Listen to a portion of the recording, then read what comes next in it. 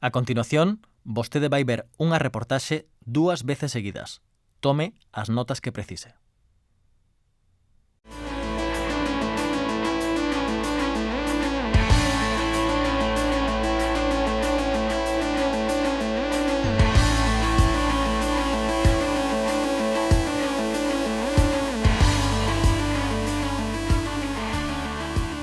As revistas levan dúcias e dúcias de anos contando a nosa historia. Atopábamos artigos en galego en Vida Gallega, unha revista que viu saír o seu primeiro número en xaneiro de 1909, cunha portada deseñada por Alfonso Daniel Rodríguez Castelao. El mesmo tamén formou parte da revista Nós, publicada entre 1920 e 1936. Esta marcaría toda unha xeración da historia do noso. Tras a morte do ditador Franco, voltan a aparecer novas revistas en galego, moitas delas especializadas. Por exemplo, Braña, a revista científica da Sociedade Galega de Historia Natural, ou mesmo Andaina, a revista galega feminista que botou a andar en 1973. E hoxe nacen novas revistas en galego. Como afrontan os desafíos co dixital? Percorremos as librarías, as redaccións e mesmo as facultades para averigualo.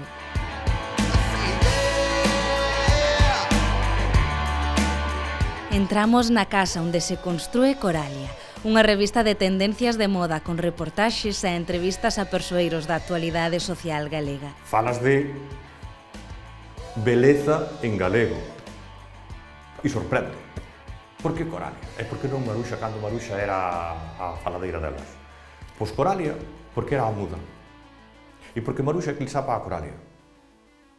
Maruxa sempre falaba, Coralia sempre estaba en segundo plano mirando, observando. Era alta e desgarbada, que era un problema para unha muller daquela. Se xa as dúas en punto tiñan o que tiñan, pois unha muller alta, fraca de fame, estaban en permanente resiliencia, todos os días, a cada minuto estaban se reinventando, estaban se recompoñendo. Dixemos, vamos lle dar cabida a todo aquilo do que non se fala.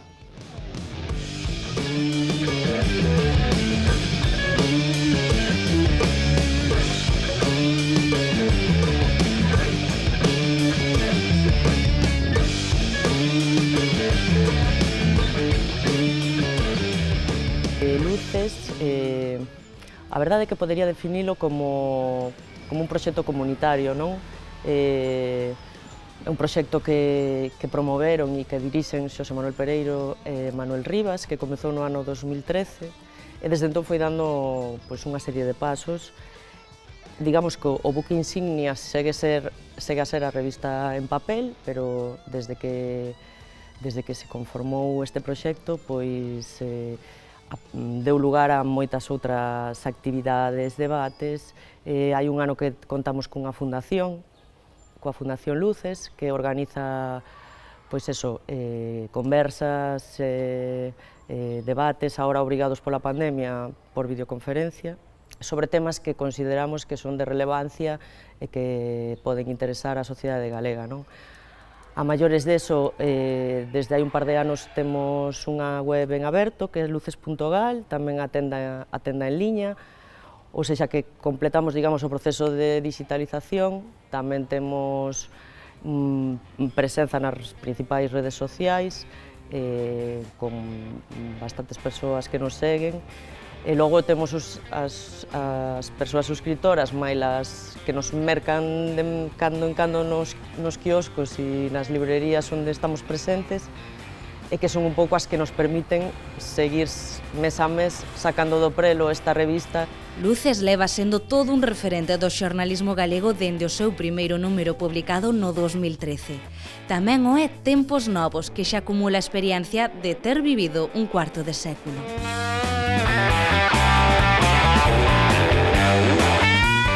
Sabedes que as cabeceiras foron modificándose co tempo, un pouco para adaptarse tamén á estética das tipografías que se van poñendo de alguna forma de moda en cada momento, non?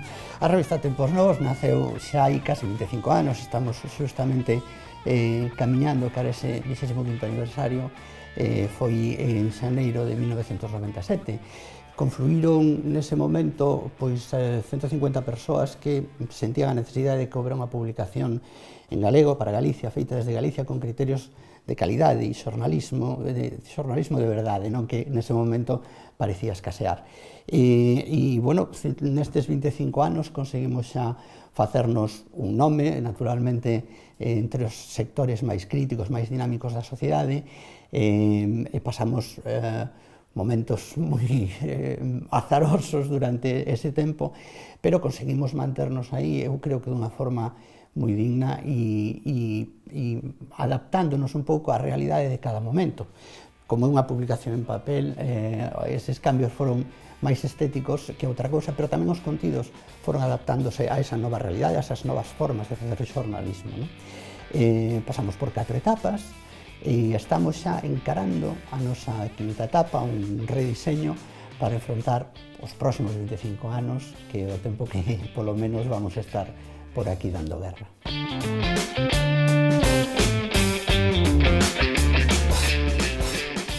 Tamén buscamos o exemplo dunha revista máis nova no tempo, nada no 2019.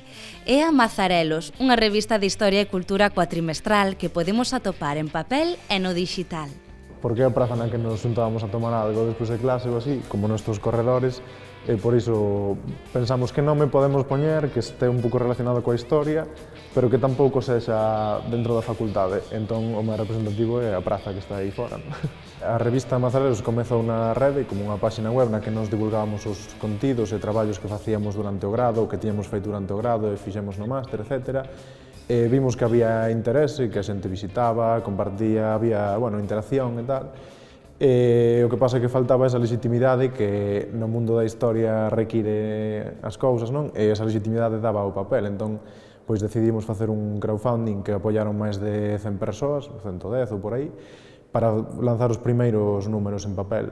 E grazas a iso e apoio de institucións tamén, que fomos aí petando portas, pois poidemos lanzar a revista en papel e hoxe xa leva 4 números e máis de 30 persoas que escribiron e colaboraron. O camiño non é doado, mais as revistas en galego levan demostrado que son capaces de abrirse paso ante as adversidades, que non se renden e que forman parte da sociedade e de como contamos a nosa propia historia. Longa vida ás revistas en galego.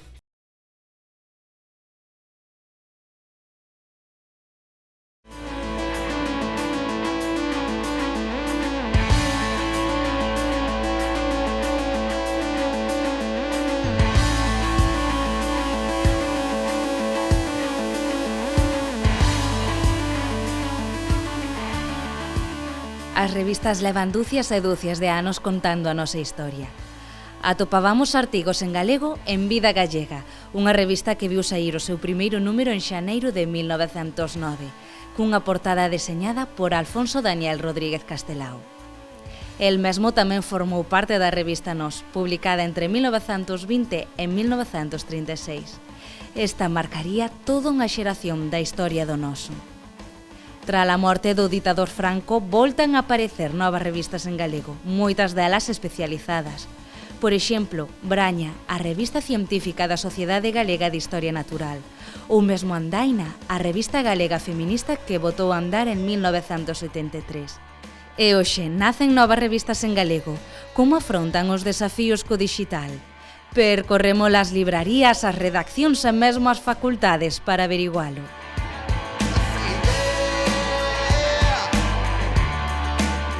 Entramos na casa onde se construe Coralia, unha revista de tendencias de moda con reportaxes e entrevistas a persoeiros da actualidade social galega. Falas de beleza en galego e sorprende. Por que Coralia? É porque non Maruxa cando Maruxa era a faladeira delas. Pois Coralia porque era a muda. E porque Maruxa eclipsaba a Coralia. Maruxa sempre falaba, Coralia sempre estaba en segundo plano mirando, observando. Era alta e desgarbada, que era un problema para unha muller daquela. Se xa as dúas en punto tiñan o que tiñan, pois unha muller alta, fraca de fame, estaban en permanente resiliencia, todos os días, a cada minuto estabanse reinventando, estabanse recompoñendo. Dixemos, vamos lle dar cabida a todo aquilo do que non se fala.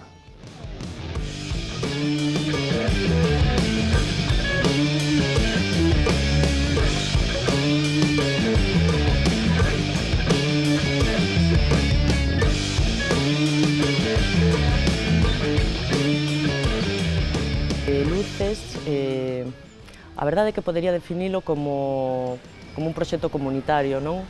É un proxecto que promoveron e que dirixen Xosé Manuel Pereiro e Manuel Rivas, que comezou no ano 2013, e desde entón foi dando unha serie de pasos. Digamos que o buque insignia segue a ser a revista en papel, pero desde que se conformou este proxecto, deu lugar a moitas outras actividades, debates. Hai un ano que contamos cunha fundación, coa Fundación Luces, que organiza conversas, debates, agora obrigados pola pandemia, por videoconferencia, sobre temas que consideramos que son de relevancia e que poden interesar á sociedade galega, non? A maiores deso, desde hai un par de anos temos unha web en aberto, que é luces.gal, tamén a tenda en liña, ou sexa que completamos, digamos, o proceso de digitalización, tamén temos presenza nas principais redes sociais, con bastantes persoas que nos seguen, e logo temos as persoas suscriptoras, mailas que nos mercan de cando en cando nos quioscos e nas librerías onde estamos presentes, e que son un pouco as que nos permiten seguir mes a mes sacando do prelo esta revista. Luces leva sendo todo un referente do xornalismo galego dende o seu primeiro número publicado no 2013. Tamén o é Tempos Novos, que xa acumula a experiencia de ter vivido un cuarto de século.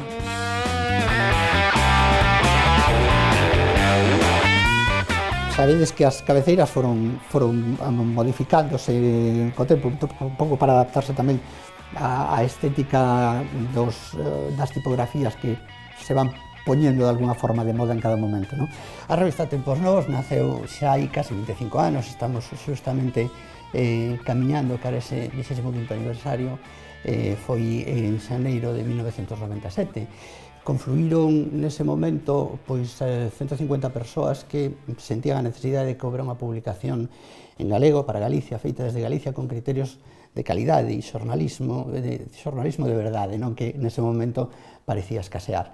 E, bueno, nestes 25 anos conseguimos xa facernos un nome, naturalmente, entre os sectores máis críticos, máis dinámicos da sociedade, e pasamos momentos moi azarosos durante ese tempo, pero conseguimos manternos aí, eu creo que dunha forma moi digna e adaptándonos un pouco á realidade de cada momento.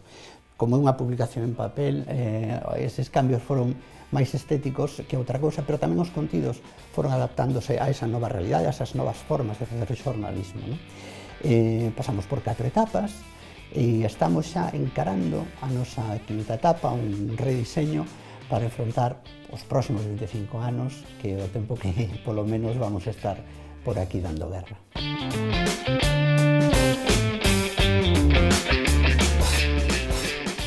Tamén buscamos o exemplo dunha revista máis nova no tempo, nada no 2019. É a Mazarelos, unha revista de historia e cultura cuatrimestral que podemos atopar en papel e no digital. Porque é a praza na que nos juntábamos a tomar algo despois de clase ou así, como nuestros corredores, e por iso pensamos que non me podemos poñer, que este un pouco relacionado coa historia, pero que tampouco sexa dentro da facultade. Entón, o máis representativo é a praza que está aí fora. A revista Mazarelos comezou na rede como unha páxina web na que nos divulgábamos os contidos e traballos que facíamos durante o grado, que tíamos feito durante o grado e fixemos no máster, etc. Vimos que había interese, que a xente visitaba, compartía, había, interacción e tal. O que pasa é que faltaba esa legitimidade que no mundo da historia require as cousas, non? E esa legitimidade daba o papel, entón decidimos facer un crowdfunding que apoiaron máis de 100 persoas, 110 ou por aí, para lanzar os primeiros números en papel. Grazas a iso e apoio de institucións tamén, que fomos aí petando portas, poidemos lanzar a revista en papel e hoxe xa leva 4 números e máis de 30 persoas que escribiron e colaboraron. O camiño non é doado, mais as revistas en galego levan demostrado que son capaces de abrirse paso ante as adversidades, que non se renden e que forman parte da sociedade e de como contamos a nosa propia historia. Longa vida ás revistas en galego!